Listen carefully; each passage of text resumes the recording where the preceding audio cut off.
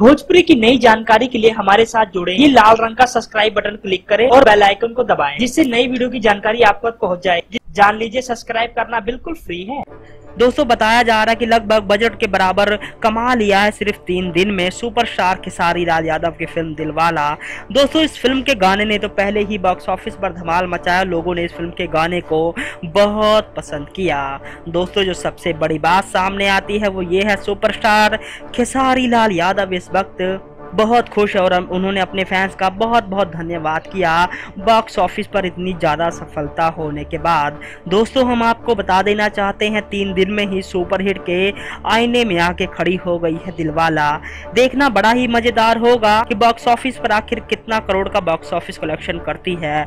लेकिन दोस्तों, आपको बता दें, 3 दिन में ही इसको लोगों ने सुपरहिट का दर्जा दे दिया है। लोगों का मानना है इसकी जैसी फिल्म कोई नहीं।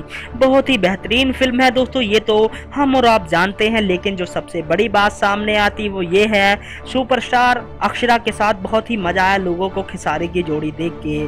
3 सालों के बाद जबरदस्त कमाल किया इस जोड़ी ने और पहले से ज्यादा बॉक्स ऑफिस कलेक्शन फिलहाल हुई है। और क्या कभी लाइफ में अक्षरा और खेसारी दिखेंगे एक साथ, ये तो हमें अक्षरा या खेसारी ही बता सकते हैं।